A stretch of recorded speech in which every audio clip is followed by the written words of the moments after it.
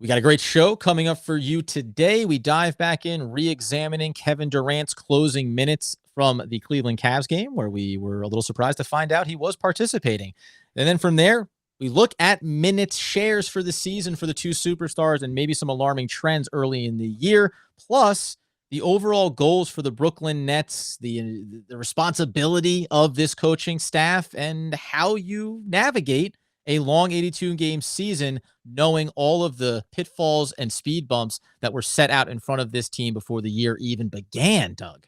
Yeah, the time to start thinking about this is now. I think for, us as fans, but also obviously the coaching staff, they need to start kind of considering what is happening with this team early on, even in the wake of, maybe things not starting in terms of their personnel the exact way they thought it was going to. But there's some not yet, but soon to be alarming trends happening for the Nets. We're going to get into it all. But first, the theme music.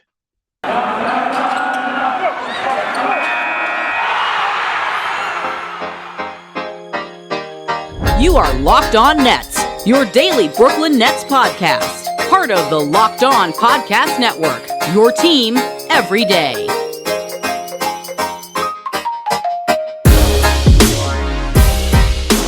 Brooklyn, yo. All right, welcome back to the Locked On Nets podcast on the Locked On Podcast Network. It's your team, the Brooklyn Nets, every single day. That is Doug Norrie. I am Adam Armbrecht, and this episode is brought to you by McDonald's. Of course, as we know, they've been proudly serving the community since 1965. McDonald's has always been more than just a place to get tasty, affordable food. It's the unofficial community center. A big thank you to our friends over at McDonald's for always being there. I certainly am loving it. I'm also appreciating the fans, making us your first listen today, free on all those platforms. We continue to give you our best effort every single night, something that the Brooklyn Nets maybe didn't do in the Cleveland Cavaliers game in spite of getting the win, Doug.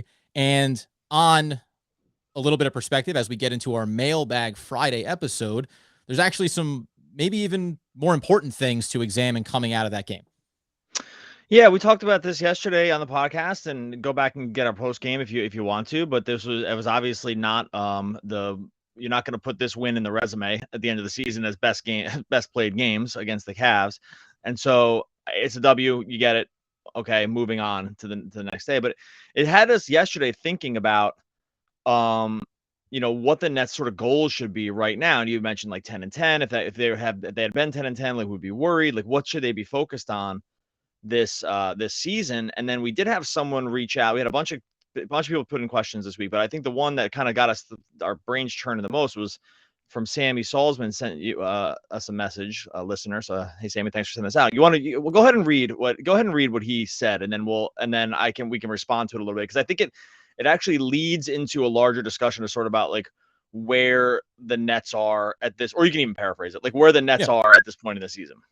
Yeah, just to get a general sense of it. So he first said, "How's it going?" And I appreciate that. Be personal before you dive right in on it, right? I'm not just here to give you information and insight. Yeah, like woo me a little bit. Yeah, I'm a human being. Wine and dine me, Sammy, and you did, and that's why you're getting the shout out.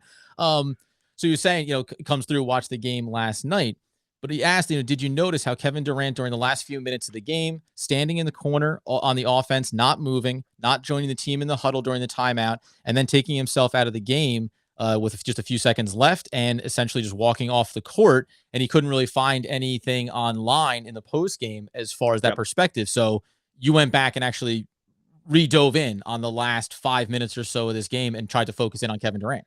Yeah, so it was funny when you sent this message along, because it made me think about something I had said yesterday on the podcast, which was I actually said on the podcast, I said, "Oh, Kevin Durant didn't close this game." And I said that because, I mean, if you've listened to this podcast a lot, like we just neither of us really watch box scores too much while the game's going on. We watch the game and then kind of dive back into things. It's like it kind of gives two different senses of what's going on, right?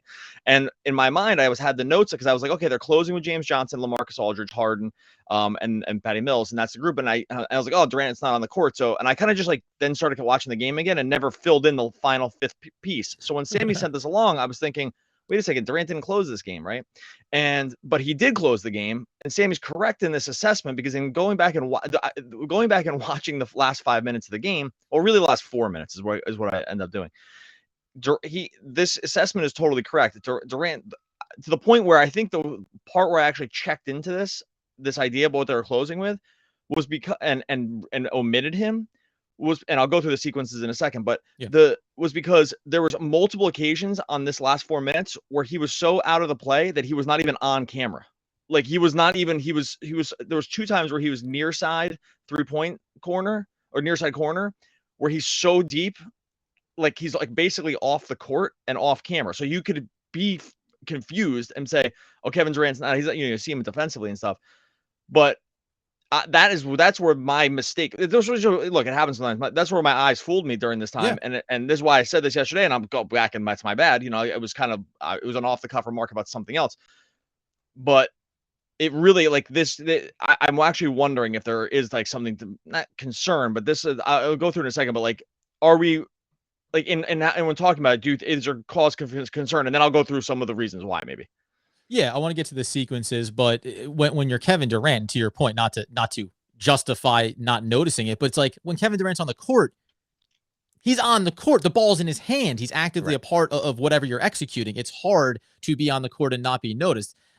So I think that it's concerning. I'm going to throw out before we get to the sequences the idea of, well, it could be a little bit of column A, a little bit of column B. It's a game that they should have won, that they were up at big in. While they may feel like they were a little lackadaisical, I think that, everyone on the Nets would say we weren't really worried about the Cleveland Cavaliers. I think that can be a glossy excuse when it gets down into single digits and you're only a shot away from being a 2-possession game. And then we know coming into this too, that he's been nursing the shoulder. I didn't see anything in real time watching the game that suggests that he, aggravated it further or anything, but there's some world where this is the rest minutes for, for Kevin Durant, even while he's actively a part of the court. So that could be the possibility, but let's walk through the sequences before we maybe try to extrapolate the explanations. Yeah. Okay. So he didn't look hurt. I'll say that. Like it didn't appear to be an injury. So I'm not really concerned with that part. But if you go back through their possessions, their last 6 possessions or so, like one ended with a foul. So I'm not going to count that one. So the first one is at the 3:53 mark. He's standing with his hips, literally with his hands on his hips in the corner. And like nothing is happening. He's just standing there, and they run Harden actions around him. And he kind of just slowly jogs back up the court. Then he actually gets a shot at the 3:20 mark, but that was only because the shot clock was running out, and Aldridge like hot potatoes the ball to him. And he basically takes a fall away long two that misses. The plan was not to have him shoot this ball. Like there was like 2 seconds left on the shot clock, and Aldridge was moving the wrong way with the ball. So like that was that shot. Then he's completely out of the play again. Next possession, hands on his hips. Then there's another one where he's standing in the corner where he starts walking back like it's a Harden floater. And before the shot even goes up, as Harden's driving the lane, he starts to just slowly walk back on defense. Like it was not going to matter if the ball was a make or a miss. Like he was already walking back. By the way, the game is still like a 10-point game at this point. It's not over at this point. And then at the very end, and the game is kind of over at this point with 55 seconds left. He's actually not even on the court. He's standing like out of bounds on the strong side corner. So, and then the final thing is he with 19 seconds left, they're getting transition. There's a foul. There was no one set to check in I looked at the scorers table. Like there was no plan to take him out of the game at this point, but there was a foul. And at that point, Javon Carter subs in for him in 19 and he kind of walks off. Right. And so I guess there's 2 ways to, like when you hear this or see it, because we watch this, what is your impression of this? Because is it just like, oh, he's just finding 3 minutes to rest here, and this is just sometimes what you have to do, a la LeBron James, who's did this for years, find these ways to rest? Is it a bigger, like when you re-engage with this, does it make you concerned at all what's happening with him, or are we just reading too much into it? I want to say that we're reading too much into it because this has never occurred at any point throughout the start of this season, right? And going back to last year, even in the playoffs. Now, my mind does immediately go to the Milwaukee playoff series when the Nets were depleted. And afterwards, Durant said, listen, obviously I'm not going to be able to do this all on my own. That's not the way we were built to win, etc. And you can pull that theme a little bit into this season now without Kyrie and now dealing with some of these injuries. There's probably a little bit more of weight of burden on Kevin Durant's shoulders earlier in the year than the Nets or he anticipated. So, and then against the Cavs, it's the game where maybe Durant had come into this one thinking, all right, we'll lay it on here thick and heavy. We'll be up 20 at half, which they were. And then I'll get out of this game and everybody else will come in and mop it up. And when that didn't happen, maybe Durant was already ready to check out. So there's probably some level of that I'm willing to commit to. The other piece of it is that we're going to get into here in a minute is his minutes, is Harden's minutes, and kind of this overall piece around the season. You said at the top, goals for this year, what's more important or less important, and how do the Nets coaching staff want to structure that hierarchy on a game-to-game basis in a game like this against a bad team in Cleveland. But before we do, let us know about maybe getting a couple of shekels here if you want to go for maybe Friday night's game in the Orlando Magic and setting that bar about over-under for points for a Kevin Durant who maybe is looking for some extra time off. Yeah, look, if you are into daily fantasy, and daily fantasy NBA is some of the best products out there, like when you're following the games, there's it's one of the best things to root for, specifically on a game-to-game basis, points, rebounds, assists, all that stuff. With DFS props in daily fantasy, you have to check out PrizePicks. They have the very best NBA DFS prop game stuff on the market, more props than any other DFS operator out there. You're not worried about salary caps. You're not going in there trying to, swim in these shark infested waters that can sometimes happen with some of these other sites. PrizePicks just makes it really easy. It's you versus them, over unders, points, assists, rebounds. Some of the stuff you can kind of just, frankly, can come kind of easy, especially if you are in there rooting for the NBA or watching NBA on a nightly basis. Some of these numbers will just be ones you can really, really sink your teeth into. PrizePicks has it available for every single game, tons of different players, and not just the superstars either. You're going to get some bench guys, some role players, right? There's going to be really a lot of opportunity on PrizePicks to take advantage. PrizePicks wants you to sign up, and we want you to too. They're going to match a deposit up to $100, but you have to use the promo code NBA. That's 100% instant deposit match up to $100. Have to use the promo code NBA. You pick 2 up to 5 players. Over unders on their projections. You can go up to 10x on any entry. Just you versus those projections. That's how PrizePick has you covered. PrizePicks is safe, offers fast withdrawals. Don't hesitate. Check out PrizePicks.com. Use the promo code NBA or go to your app store and download the app today. PrizePicks is daily fantasy made easy. So before we move on to some minutes, things, and goals for the Brooklyn Nets this season and how they structure that, I'm gonna commit myself to what I closed out with on Kevin Durant there. I think this is supposed to be a night off for him. He's supposed to get out of this game pretty early, and he doesn't, and it's a little bit frustrating for him. That's where I'm going to go. Do you think that's probably the most likely scenario here?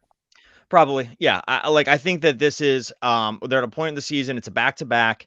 The game against Golden State was a disappointing one. And again, those are like I hate to keep saying this way, but there's not every game is made the same, right? The minutes you play against Golden State on national television versus a possible final contender are just a higher leverage than you're going to play against the Cavs and the poo-poo platter of soon to be former NBA players that are on the court for them. Right. And so it's just such a visual description you provided there. I'd probably be nice about it. So I don't think that watching these last 4 minutes where the game is mostly in hand and saying, hey, James, you go take this over. I'll just decoy in the corner here and, we'll just get out of this thing alive. Right. I think that that's mostly fine. I will say in looking at this, that when we look at the numbers for this season and around the minutes, right now, James Harden and Kevin Durant are 8th and 10th in the league in minutes played, in overall minutes played this season. And some of these, and I'll say too, some of these games, some of these other the guys that are above them are kind of only above them because of overtime games. So the Pacers played a bunch of some overtime games. Like Sabonis is above them. Tatum, they had that triple overtime game to start the season. I mean, those are you're just adding they had a couple other overtimes as well. You're adding 10, 15 minutes a pop with some of those ones also. So if you look at per game, they rank up there too. So when you see this, but in the end, it's just the overall minutes that I think are. I mean, would you see this as a problem? So you see this kind of body language from him. We know that these two guys, specifically Durant, really is being asked to do so much to start the season for them because of a lot of other things that are happening. Now, when we combine these things together, right, we combine these last 4 minutes and we combine what's been asked of him, and then we look at the actual just numbers and say he is playing a ton to start the season with a lot on his shoulders. This isn't just cardio, go run down to the corner. This is offensive possessions where you are the focal point, right? That's different than it's just all different, right? Are we now, when we kind of combine these things together, do we start to get worried?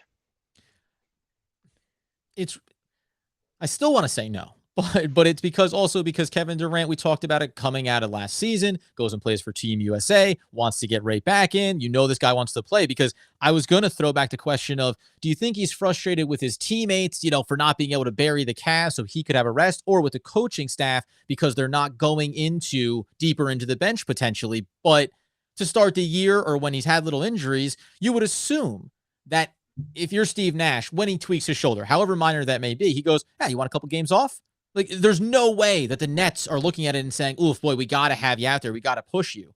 I think that they would immediately say it's about health over minutes. So Kevin Durant is the one that says he wants to be out there, right? So he may be putting himself in the difficult spot of, I want a ball. I want to be playing at maximum minutes every single night. I don't want to be off the court, unless, to your point, after I have a rough loss against Golden State, and that was a bit of a gut check early in the season for a high-level competitive team that you did not look good against, then we get kind of this nice little toss-up here, and we don't do what I thought it was going to be. So it can be this little tiny 2-day back-to-back stretch for Kevin Durant where he's like, God, this is a little bit annoying.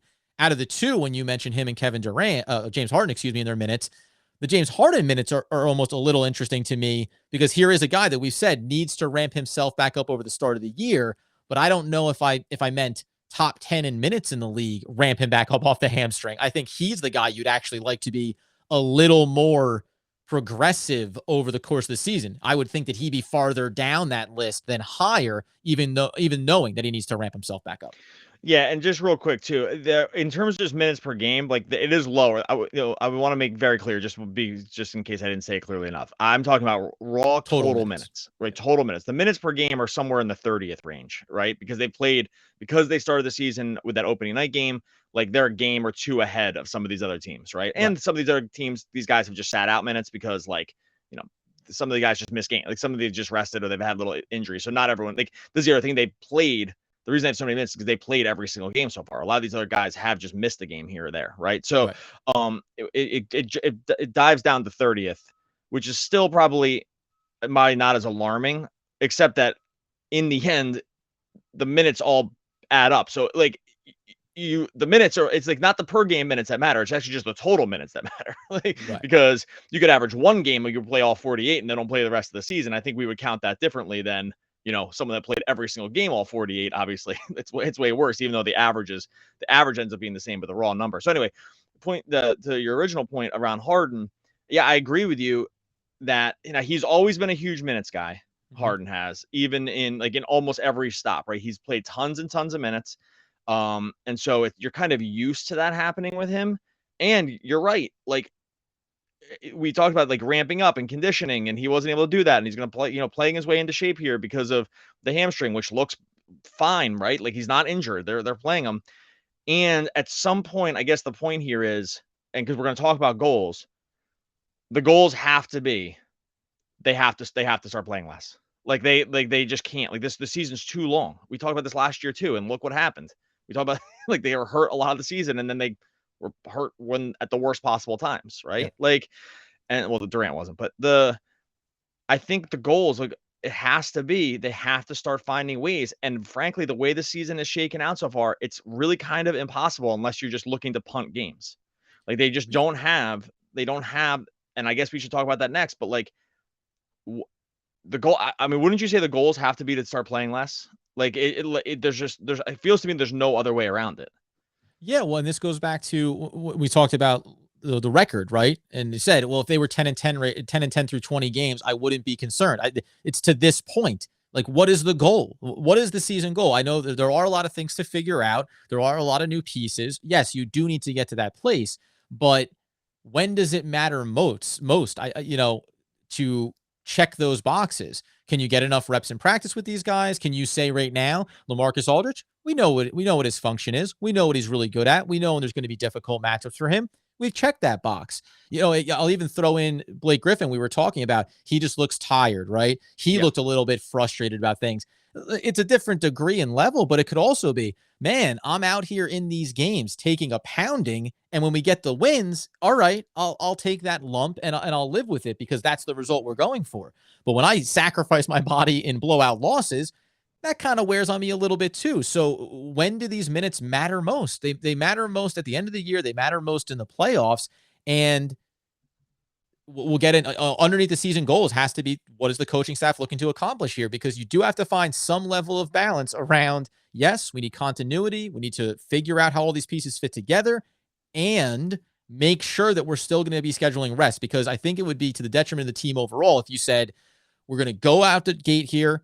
We got to drive, figure out what we're going to be for 20 games, for 30 games, and then say, now, big, massive shutdown. You're going to see a lot of nights off for a lot of guys. And then we're going to ramp it back up at the back end of the year. I think that that'd be a flawed approach to it, as opposed to being somewhat methodical about saying, yeah, every third game, lower minute share, every fourth game, night off, whatever it may look like. I think you want to do the same consistent approach throughout the season. So we'll get into the season goals here in a second, and then coaching staff is going to fall underneath there. I have a take that Doug's going to love. But before we do, we know Thanksgiving is just around the corner here, friends, and we've been telling you about the risk reward of eating pie around Thanksgiving. Doug, how many calories do you think are in one scoop of chocolate ice cream?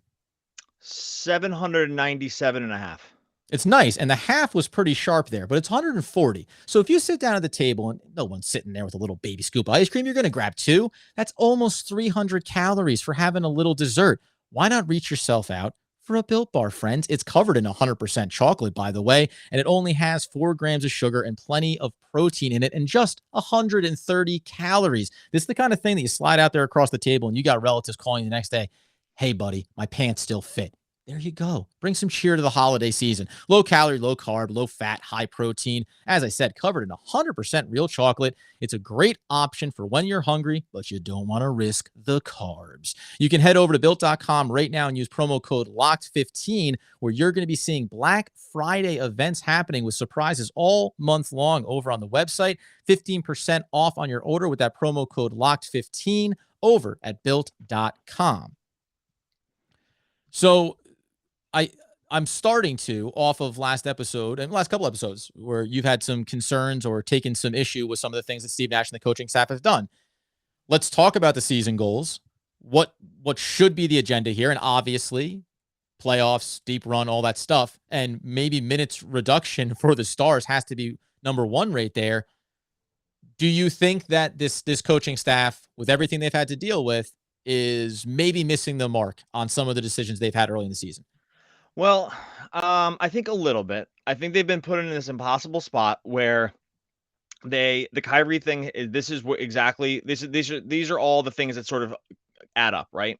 Yep. Add up to work against you. The Kyrie thing was a massive throw you for a loop moment that there was no planning for, obviously, and it's just such a brutal, massive loss that I don't think we're probably talking about any of this if he's playing, because I think some of these closer games are blowouts, right? Like, they're able to stagger the minutes much more. No one's being taxed as much. It's like the cascading effect from him not playing is what we're seeing now, right? Like, this is now, 14 games, or excuse me, 16 games into the season, we're seeing the effect of what happens when you lose a guy that is the sheer talent of Kyrie. So I think some of it is they have to be let off the hook for, because it was just too much.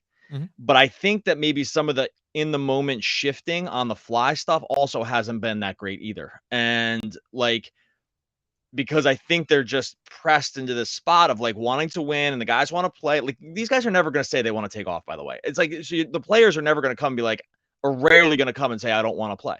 Like, they want to play every game. Sometimes it needs to be managed where you say, hey, you're just not playing tonight. Or we need to just, you're going to have a strict rotation. If we lose the game, we lose the game. Does Nash have that ability to do that, in his position as the head coach of this team, without it being, hey, Steve Nash sat down Kevin Durant, and then not have it turn around and be a Kenny Atkinson situation where they go, dude wouldn't let me play, he gone. You know what I mean? Like, that's what I wonder about too. I don't think there's any risk of a situation like that, frankly. I think organizationally, this will probably end up having to say, once it starts adding up and saying, hey, we just need to take a slightly different approach. But the thing, it's like one of these things where every time you probably want to do it, something has kind of gone wrong, right? Like, they lose Kyrie, so that's a problem. They're now down 2 bigs in Millsap and Claxton that were supposed to, originally the plan was to have them play not insignificant. I mean, Claxton started the first game of the year, right? Like, these guys are supposed to play minutes. Millsap was supposed to play. He wasn't going to start and play 30 minutes a game, but 15, 20 minutes a game, and was kind of buried and not playing. You lose those guys. Now you're down Joe Harris. We talked about what that does to the overall rotations. He was playing a lot of minutes, and now you need to fill them in somewhere else and taking enough shots that you really need to fill them in. Like each time you probably do want to do these things, it seems like something has happened, right? That is like makes it so, well, we just can't do this now, or we can't rest, or we can't get these guys extra minutes. I don't know. I just don't. It's hard to blame them, because I think that a lot of stuff has kind of happened here, and I think it's becoming increasingly clear to me, or to us, that something probably needs to be done. Yep. Before we get to game 40, and we're like, how many minutes have these guys played? like, because I think that's the issue. It's not right now. Game 16, okay, the season's long, whatever. But if we're saying at game 40 that the record is what it is, and remember, we need 57 wins, so I hit my bet. It's like, so we can, but if we're hitting the game 40 and these guys are still top 10 in minutes, I think we're probably getting very concerned if they're just even healthy, right? Like, so I think that's the issue. No, yeah, 100%. I agree. That's you. This is sometimes, so coming out of the last episode, we were, over on social media, interacting with some fans. They're saying, it's a Cavs game. You won the game. What are you so worried about? This is what we're talking about, though, because to your point, game 16, this is when you figure out, you solve a problem before it becomes a big issue. You don't do it once you're sitting there and you got your, proverbial in your hand going, oh, crap. Now we're halfway through the season and we've kind of run our two superstars ragged. And what is it going to look like? Total shutdown. I said before, total shutdown and total ramp back up. I think you want to avoid that at all costs. I also do think you give as much grace to the coaching staff around how this season has started. You mentioned just quickly the Millsap piece. That's the thing that helps save some of Blake Griffin's legs and makes the start of his season look a little bit different. And then you're not focusing in on what the perimeter shots look like. The interesting thing to me is the solution feels like, it just feels like play some of these young guys right now. I'm going to give a quick caveat to it and maybe why the staff hasn't gone to them. One, it's the learning curve and everybody getting up to speed, and that's fine. We've seen it with Cam Thomas. Kessler Edwards finally got into a little bit of game action. He looked all right. But if you go back to the start of the year when the Nets wanted to go with Nicholas Claxton, you could see James Harden getting a little frustrated on a possession-to-possession basis where everything is executed properly, and then Claxton struggles a little bit to finish at the rim. Or he's trying to set that screen and roll, and it ends up being a turnover. I think that it's easy, and I would prefer to see it, Day'Ron Sharpe. Until Claxton's ready to be fully back, until Millsap shows what he's going to be or not be, use Day'Ron Sharpe. Just run him out there for some minutes. I wonder if the risk there is you still have to play Kevin Durant and James Harden, and they're not looking to play with guys that they need to drag along. So that probably is what this coaching staff is balancing. Do you want to have Cam Thomas out there, say, after Patty Mills comes out of the starting rotation until Joe Harris is back, and then you have James Harden and Kevin Durant asking the question, hey, what are you doing being ball dominant, jacking up ugly shots, etc., or not knowing the plays, not being in the right spots, etc.? So that's probably the balancing act here for Steve Nash. And I think you just kind of do it because the best place to save minutes is with the young legs that you want to develop at least a little bit and see what they could be. And specifically to Cam Thomas, in the world where Kyrie is not back at any point this season and does not play for Brooklyn, right, Cam Thomas effectively represents maybe your best, secondary weapon to be able to bring in some firepower when it comes late in the season, down the stretch, rest minutes, and then potentially even into the playoffs. Because the Joe Harris injury does highlight the lack of firepower that you have on the perimeter behind Patty Mills and behind Joe Harris. So any of these solutions are probably going to end up. Come on, say it. Well, I agree.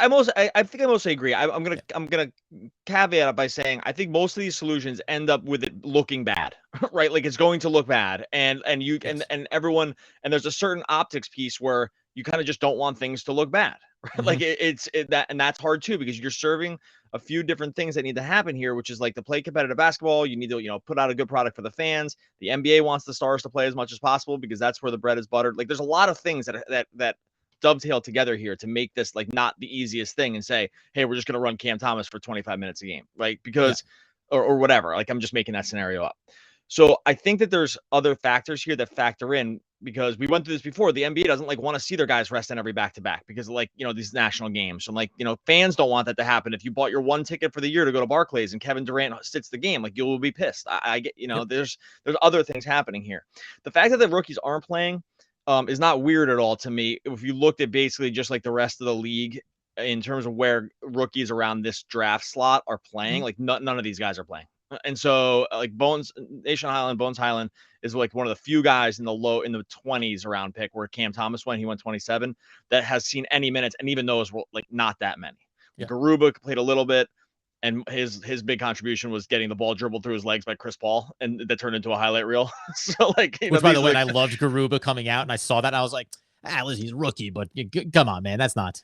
I think it's a shame that happened, but like, yes. Springer's not playing. Quentin Grimes for the Knicks isn't playing. Like, these guys, like, it's not weird. It's really, you have to go all the way to like 18 to Trey Mann, who was seeing any real ish minutes, right? For OKC. So like, and even those weren't a ton. And so, or I guess Murphy with the Pelicans has played a decent amount, but most of them are bench minutes and they're pretty limited. So it's not weird to not have these guys playing based on draft slot, right? Like, there's a reason they went a little lower. They're not complete players. And this is just who you have. You don't have anybody else. Like, they right? Like, that's the end of the bench right now. The end of the bench is these young guys. And that just might be the thing that has to happen. And you need to say, it might look bad. Yep. But what's also going to look bad is playing the 10th most minutes in the entire league by the time we hit the All-Star break or something for some of this, for the superstars. Like, that's going to be also bad. Yeah, that's the concern. You play these rookies, and then the veterans, the Kevin Durants, the Hardens, everybody gets frustrated with them because it's on a learning curve. And that isn't the way championship caliber teams usually run through the regular season. And then, to your point, shy of saying, well, it's a full night off for for 1 star, for 2 stars, and then you just run these guys out for a full game and you live with the results. I think that might be one of the more likely scenarios as you move through the season, is to say, we're not going to do this thing where Kevin Durant tries to figure, or James Harden tries to figure it out with Day'Ron Sharpe on the fly, but we will do this thing where Kessler Edwards, Cam Thomas, and Day'Ron Sharpe play a game. And then they don't play for another 3 weeks, but they give you a game where you just take everybody off and you live with the fines that you get from the league about stars and everything else, right? Like, that may be the best case scenario. Although I think if I could, I would say, because I mentioned this the other day, if I could, just give Cam Thomas 6 minutes and take 3 minutes away from James Harden in a game and give a couple extra to whoever, right? Day'Ron Sharpe, same thing. Take a couple minutes away from Blake Griffin and give him to Day'Ron Sharpe. If you do that every game, you'll look back in 20 games and say, we saved 150 minutes off of these legs. And that, again, they may be some ugly minutes, but do it at the end of the half when you're up 15. Let them run out there, because it's not unlike saying, well, we run a really offensive, high-power starting unit, and then we run this defensive, slew of players out there after that. Well, treat it like that. It's just, you're going to lose on one end of the court or the other. Live with the results and buy yourself some extra mileage on the legs. I think that has to be the shift for the Nets here.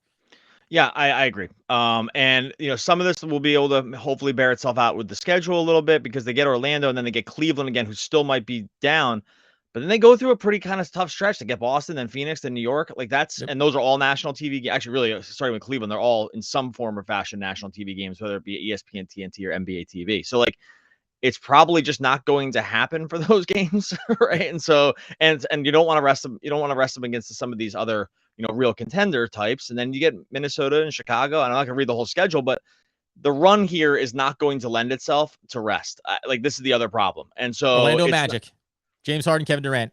Last game against the Cavs was the one. Like, this is hindsight being 2020. Like, that was the one to kind of grab a minute or two. Well, at least Kevin Durant did it for the last 4 minutes. That's how you tie a bow on things. Okay, we're going to get out of here. We make sure you go over on YouTube or subscribing to the YouTube channel, pushing toward 500 subscribers. The goal is 1,000, but we'll take 500 by Thanksgiving. Wouldn't mind. That's what kind of we set the little, put it on the calendar as 500 as being the goal. So make sure you go over to YouTube, jump into the comments. Like we said, shoot us some emails too. We're trying to do this every Friday where we answer mailbag questions. And that one really sparked a lot of good ways to think about it. So you can really help us out. Go like and subscribe over on the Locked On Nets YouTube channel. The link will be in the show notes. And hey, don't forget to check out Locked On Bets with your boy Q. He's got you covered over there. Great show on the network. Enjoy that if you can. And then, I don't know which side of this you want to fall on, Doug, but don't save what is left after spending, but spend what is left after saving. Warren Buffett. Oh, one of the all-time, the Oracle of Omaha, one of the all-time great poets. We'll be back again tomorrow talking more Brooklyn Nets basketball.